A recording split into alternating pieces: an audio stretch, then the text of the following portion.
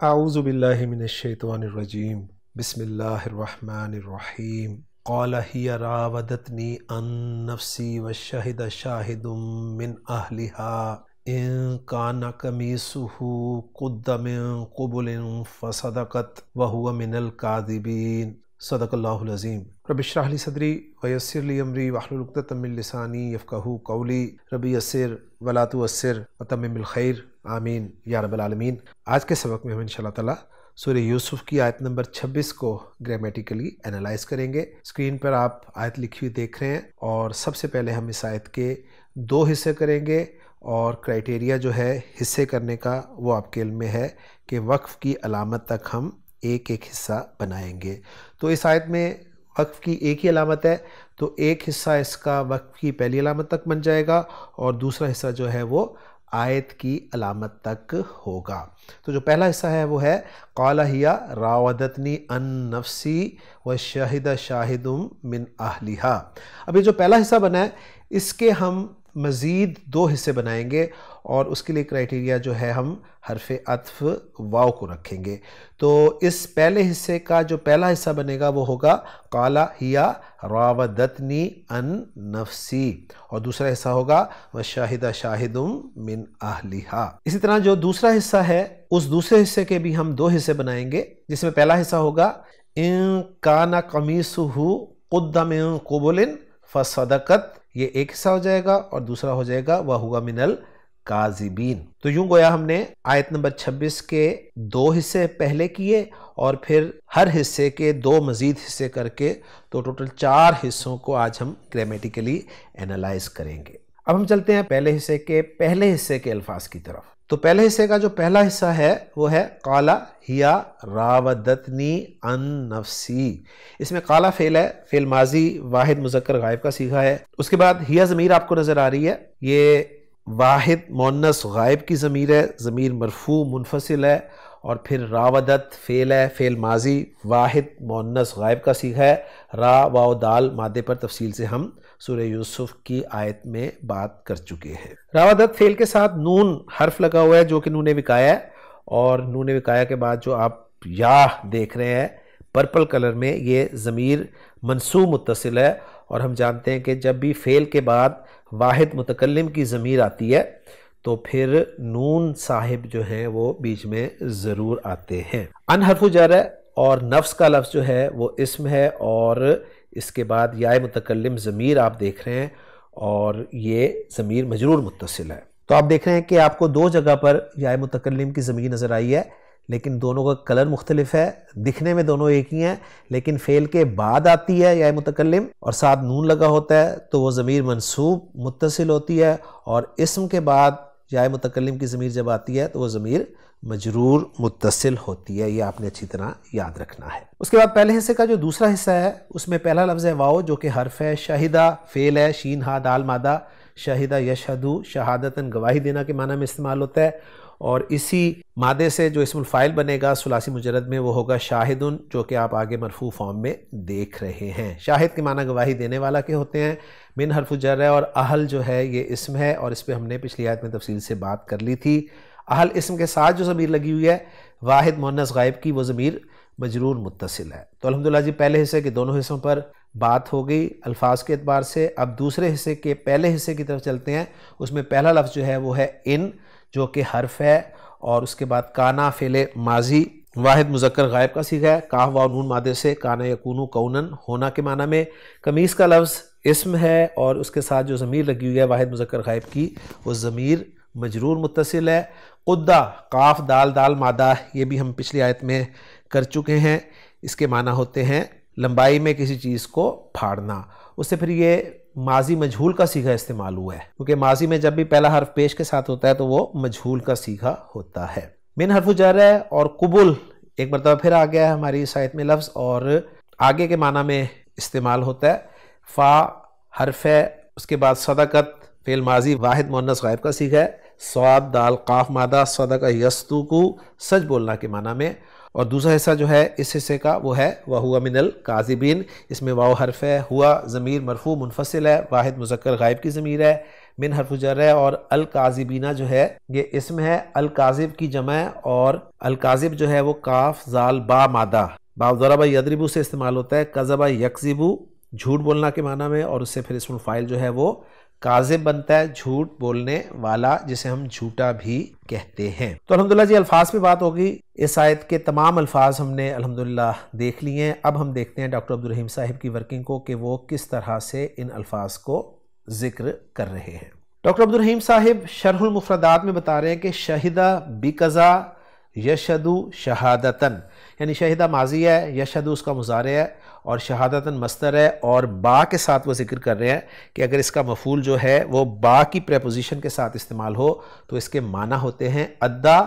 ما عندہ من الشہادتی۔ ادا کے کیا معنی ہے؟ حمزہ دال اور یا مادہ باب تفعیل میں استعمال ہوا ہے، ادا یا یؤدیو، اور تبدیلی کے بعد ادا یؤدی تعدیتن، اس کے بنیادی معنی ہوتے ہیں انجام دینا، اور جب اس کا مفعول ادا کا الشہادت آتا ہے تو اس وقت اس کے معنی ہوتے ہیں گواہی دینا۔ تو ادا ما عندہ من الشہادتی کا مطلب ہوگا جو گواہی اس کے پاس تھی وہ اس نے ادا کر دی۔ اس لفظ کو ذرا تھوڑا سا ہم اچھی طرح سمجھیں گے، یہ گواہی کا لفظ جو ہے اس میں نوٹ کر لیجئے گا کہ گواہی کے دو مرحلے ہوتے ہیں، ایک کو تحمل شہادت کہا جاتا ہے اور دوسرے کو ادائے شہادت کہتے ہیں۔ گواہ جب بھی گواہ بنتا ہے تو وہ کسی واقعے کا مشاہدہ کر کے بنتا ہے، اور جب وہ کسی واقعے کا مشاہدہ کر رہا ہوتا ہے تو اس وقت وہ تحمل شہادت کر رہا ہوتا ہے، یعنی یہ جو مرحلہ ہوتا ہے نا یہ تحمل شہادت کہلاتا ہے، یعنی وہ گواہی کو اپنے اوپر لاد رہا ہے، یعنی پیش آنے والے واقعے کو کیچ کر رہا ہے، اور جب بعد میں کسی عدالت میں جج کے سامنے یا قاضی کے سامنے وہ اپنی اس گواہی کو بیان کرے گا تو اس وقت کہیں گے کہ یہ ادائے شہادت کر رہا ہے۔ تو شہادت یعنی گواہی کے دو مرحلے میں نے آپ کے سامنے ذکر کر دیے ہیں۔ تو یہاں پر یہ بتا رہے ہیں کہ جب یہ با کے ساتھ استعمال ہوتا ہے شہدہ یشہدو تو اس وقت اس کے معنی ہوتے ہیں ادائے شہادت یعنی گواہی ادا کرنا۔ اس کے بعد بتا رہے ہیں کہ فہو شاہدن، یعنی اس سے جو اسم الفاعل بنے گا وہ شاہد بنے گا، اور شاہد کی جمع پھر بیان کر رہے ہیں دو، ایک شہود ہے اور ایک اشہاد ہے۔ شہود فعول کے وزن پہ ہے اور اشہاد جو ہے وہ افعال کے وزن پر ہے۔ دوسرا لفظ شرح المفردات میں بیان کر رہے ہیں ڈاکٹر عبدالرحیم صاحب، القبل من کل شیء، ہر چیز میں سے قبل، اور اس کے معنی لکھ رہے ہیں مقدمہ۔ مقدم کسے کہتے ہیں؟ مقدم کہتے ہیں آگے کیا ہوا۔ تو پہلی بات تو یہ کہ قبل جو ہے نا وہ دبر کا اپوزٹ ہے، اور یہی وہ بات ذکر کر رہے ہیں کہ وہ ہوا ضد الدبری، یعنی یہ الدبر کا اپوزٹ ہے، ضد کے معنی اپوزٹ ہونا کے ہوتے ہیں۔ قبل پہلے یا آگے کے معنی میں استعمال ہوتا ہے، اور عام طور پر یہ لفظ عورت کی شرمگاہ کے لیے استعمال ہوتا ہے، لیکن یہ معنی اس لفظ کے محدود ہوتے ہیں۔ وسیع اگر معنی اس لفظ کے کیے جائیں تو وہ معنی ہوں گے آگے کی چیز، اور یہاں پر یہ وسیع معنی بتاتے ہوئے ہی کہہ رہے ہیں کہ کسی چیز کا آگے کا حصہ، یعنی مقدمہ، اور ہا کی ضمیر جو ہے وہ شیء کی طرف جاری ہے، یعنی کسی چیز کا آگے کا حصہ۔ تو دو لفظ تھے جو انہوں نے ذکر کیے ہیں اس آیت کے حوالے سے۔ اب دیکھتے ہیں ہم ایضاحات نحویۃ میں، اس میں بتا رہے ہیں کہ فصدقت والے حصے میں اذا کان جواب الشرط ماضیا لفظا، کہ جب جواب شرط ماضی ہو، لفظاً ہو، و مانن ہو، اور مانن ہو، یعنی جواب شرط کہاں ہوگا؟ جملہ شرطیہ میں ہوگا، اور جملہ شرطیہ کے کتنے حصے ہوتے ہیں؟ دو حصے ہوتے ہیں۔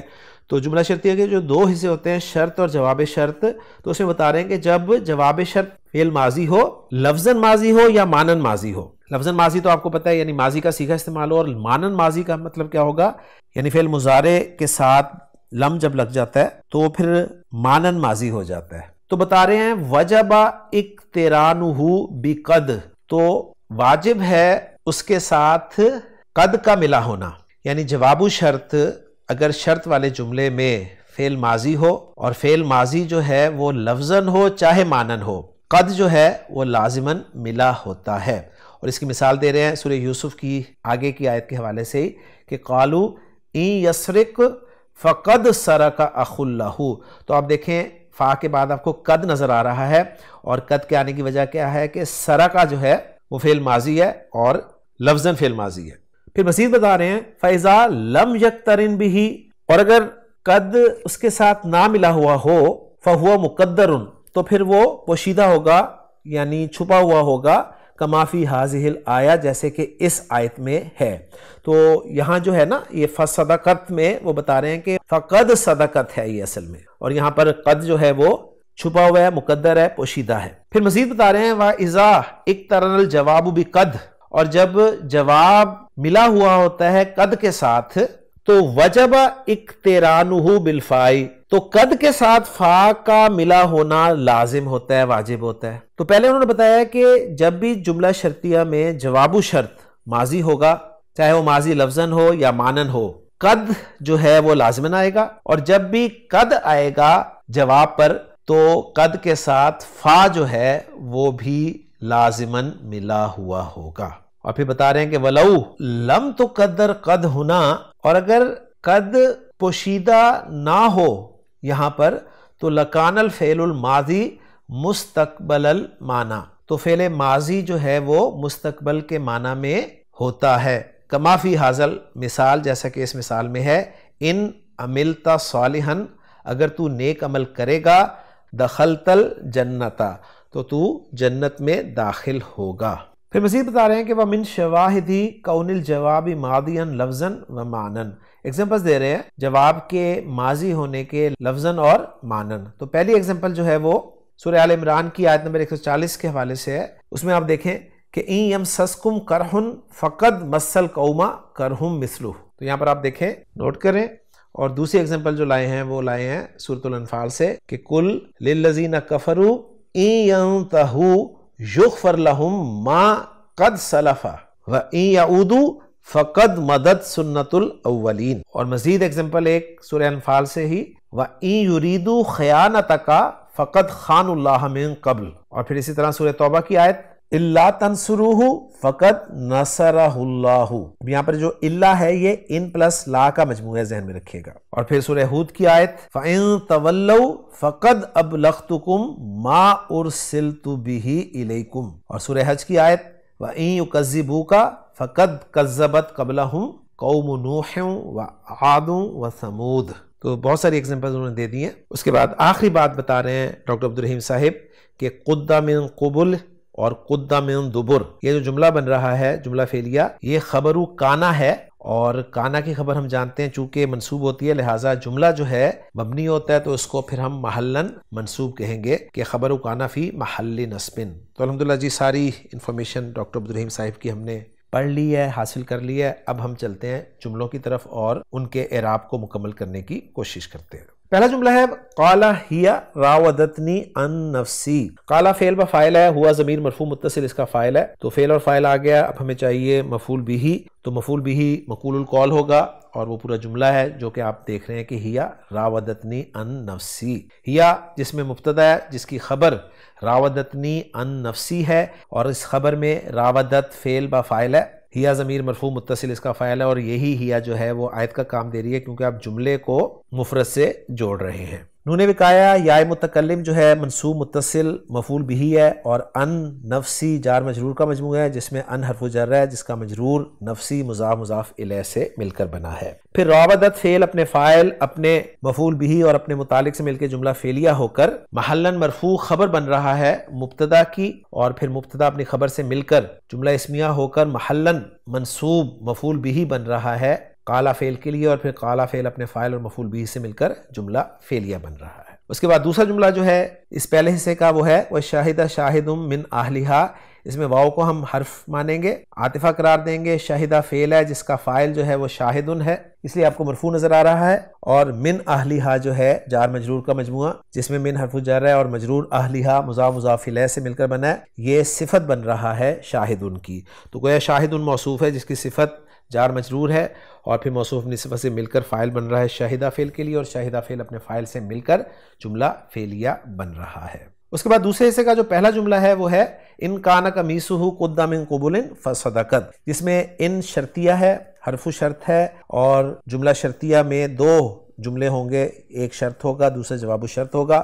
تو شرط والا حصہ جو ہے اس میں فعل کانا ہے، اور کانا فعل ناقص ہوتا ہے، جب بھی آتا ہے اس کا ایک اسم ہوتا ہے، خبر ہوتی ہے، اسم کانا کا یا فعل ناقص کا مرفوع ہوتا ہے اور خبر جو ہے اس کی منصوب ہوتی ہے۔ تو قمیصہ جو ہے مضاف مضاف الیہ ہو کر یہ کانا کا اسم ہے، اس لیے مرفوع ہے، اور خبر کی جگہ پر آ رہا ہے قد من قبل، یعنی جملہ خبر کی جگہ پر آ رہا ہے، اور اس پہ ڈاکٹر عبدالرحیم صاحب بات کر چکے ہیں کہ کانا کی خبر ہے، لہٰذا محلاً منصوب ہوگا یہ جملہ۔ اور اس کو انالائز کریں ہم جملے کو، تو قدہ فعل مجہول با نائب فاعل ہے، اور ہوا ضمیر اس کا نائب فاعل ہے جو قمیص کی طرف لوٹ رہا ہے۔ من قبل جو ہے جار مجرور کا مجموعہ ہے، یہ قدہ کے متعلق ہو جائے گا، اور پھر قدہ فعل مجہول اپنے نائب فاعل اور متعلق سے مل کر جملہ فعلیہ ہو کر محلاً منصوب خبر ہو جائے گا کانا کی، اور پھر کانا فعل ناقص اپنے اسم اور خبر سے مل کر جملہ فعلیہ ہو کر شرط بن جائے گا، جس کا جواب و شرط ہے فصدقت، فا یہ جزائیہ کہلائے گا، اور صدقت فعل با فاعل یا ضمیر مرفوع متصل، فعل اپنے فاعل سے مل کے جملہ فعلیہ ہو کر جواب و شرط، اور پھر شرط اپنے جواب سے مل کر جملہ شرطیہ ہو گیا، اور وَهُوَ مِنَ الْكَاذِبِينَ واو کو عاطفہ قرار دے دیں گے، ہوا ضمیر مرفوع منفصل مبتدا ہو جائے گا، جس کی خبر من الکاذبین جار مجرور کے طور پر آ جائے گی، اور مبتدا اپنی خبر سے مل کر جملہ اسمیہ بن جائے گا۔ تو الحمدللہ جی ہم نے اس آیت کے جو 2 حصے کیے تھے، اور پھر ہر حصے کے جو دو حصے کیے تھے، ان سب کو ہم نے تفصیل سے دیکھ لیا۔ اب میں یہاں پر چاہوں گا کہ سورہ یوسف کی آیت نمبر جو 27 ہے وہ تقریباً آیت نمبر 26 کے دوسرے حصے سے ملتی جلتی ہے، تو اس آیت کو یعنی آیت نمبر 27 کو بھی ہم آج کے سبق میں ہی شامل کر لیتے ہیں، اور وہ آیت ہے وَإِن كَانَ قَمِيصُهُ قُدَّ مِن دُبُرٍ فَكَذَبَتْ وَهُوَ مِنَ الصَّادِقِينَ۔ تو اس آیت کے ہم 2 حصے کر لیتے ہیں، ایک حصہ ہوگا وَإِن كَانَ قَمِيصُهُ قُدَّ مِن دُبُرٍ فَكَذَبَتْ، اور دوسرا حصہ ہو جائے گا وَهُوَ مِنَ الصَّادِقِينَ۔ اب اس میں جو پہلا حصہ ہے اس کا انالیسس بالکل اسی طرح ہوگا جس طرح ہم نے آیت نمبر 26 کے دوسرے حصے کو انالائز کیا۔ واو کو عاطفہ قرار دے دیں گے، ان حرف شرط ہے، کانا فعل ناقص، قمیصہ مضاف مضاف الیہ ہو کر اسم کانا، قدہ من دبرین جملہ فعلیہ ہو کر محلاً منصوب خبر کانا، اور کانا اپنے اسم اور خبر سے مل کر جملہ فعلیہ ہو کے شرط، فا جزائیہ، کذبت جملہ فعلیہ، فعل با فاعل یا ضمیر مرفوع متصل اس کا فاعل، یہ جزا یا جواب و شرط ہو جائے گا، اور شرط اپنے جواب شرط سے مل کر جملہ شرطیہ ہو جائے گا۔ اور دوسرا حصہ اس آیت کا وہ ہے وَهُوَ مِنَ الصَّادِقِينَ، جس میں واو عاطفہ، ہوا مبتدا، اور من الصادقین جار مجرور خبر، مبتدا اپنی خبر سے مل کر جملہ اسمیہ۔ تو گویا ہم نے آج کے سبق میں سورہ یوسف کی 2 آیات کو دیکھ لیا۔ اب ہم چلتے ہیں محمود صافی صاحب کی ورکنگ کی طرف، اور ان کی ورکنگ سے مستفید ہوتے ہیں۔ محمود صافی صاحب بتا رہے ہیں کہ پہلا جملہ جو قالا ہے وہ لا محل لہ استئناف بیانی ہے، ہیا راودتنی جو ہے یہ فی محل نصب مقول القول، راودتنی اس میں فی محل رفع خبر المبتدا ہیا، بالکل ایسے ہی ہے، اور شاہدہ شاہد والا جملہ جو ہے یہ جملہ معطوف ہے قالا والے جملے پر، تو بالکل ایسے ہی ہم نے بھی کیا، اور جملہ کانا قمیصہ قد من والا جملہ جو ہے اس کو انہوں نے لا محل لہ تفسیر الشہادہ قرار دیا ہے، یعنی وہ جو شہادت گواہی ہے نا اس کی تفسیر ہے، اور محمود صافی صاحب اس کے بارے میں یہ لکھ رہے ہیں وَيَجُوزُ أَن تَكُونَ الْجُمْلَةُ مَقُولَ الْقَوْلِ لِقَوْلٍ مُقَدَّرٍ أَيْ شَهِدَ يَقُولُ، یا وہ کہہ رہے ہیں یہ بھی جائز ہے کہ یہ جملہ جو ہے یہ مقول القول ہو ایک پوشیدہ قول کا، یعنی شہدہ یقولو اس نے گواہی دی کہتے ہوئے، کیا کہتے ہوئے کہ ان کانا قمیصہ، تو اس طریقے سے بھی اس کو انالائز کیا جا سکتا ہے۔ پھر مزید بتا رہے ہیں محمود صافی صاحب کہ وہ جملہ قدہ من قبل جو ہے یہ فی محل نصب خبر کانا بالکل ایسے ہی ہے، اور قد صدقت فی محل جزم جواب الشرط مقترنۃ بالفاء، اس کو جواب شرط ہم نے بھی قرار دیا تھا، اور ہوا من الکاذبین والا جملہ جو ہے یہ وہ بتا رہے ہیں فی محل جزم معطوفہ علی جملہ جواب شرط، یعنی یہ عطف ہو جائے گا پچھلے جملے پر، تو بالکل ایسے ہی ہماری بھی ورکنگ تھی۔ تو الحمدللہ محمود صافی صاحب کی ورکنگ بھی ہم نے دیکھ لی ہے۔ اب ہم دیکھتے ہیں ان 2 آیات کا ترجمہ۔ تو آیت نمبر 26 کا ترجمہ آپ دیکھ لیں پہلے، قال ہیا راودتنی ان نفسی، اس یعنی یوسف علیہ السلام نے کہا اسی نے مجھے میرے نفس سے پھسلایا ہے، وشاہد شاہد من اہلہا، اور اس عورت کے گھر والوں میں سے ایک گواہ نے گواہی دی، وہ گواہی کیا تھی کہ ان کانا قمیصہ قد من قبل فصدقت، اگر اس کی قمیص آگے سے پھاڑی گئی ہو یعنی پھٹی ہوئی ہو تو عورت نے سچ کہا، وَهُوَ مِنَ الْكَاذِبِينَ، اور یہ جھوٹوں میں سے ہے۔ اور اس کے ساتھ آیت نمبر 27 وَإِن كَانَ قَمِيصُهُ قُدَّ مِن دُبُرٍ، اور اگر اس کی قمیص پیچھے سے پھاڑی گئی ہو، فَكَذَبَتْ، تو عورت نے جھوٹ کہا، وَهُوَ مِنَ الصَّادِقِينَ، اور یہ سچوں سے ہے۔ تو الحمدللہ جی 2 آیات ہم نے آج سورہ یوسف کی مکمل کر لی ہیں۔ امید کرتا ہوں کہ چیزیں آپ کو سمجھ میں آ رہی ہیں۔ انشاءاللہ تعالیٰ اگلے لیکچر میں اگلی آیت کے ساتھ آپ سے ملاقات ہوگی۔ سبحانک اللہم و بحمدک، اشہد ان لا الہ الا انت، استغفرک و اتوب الیک۔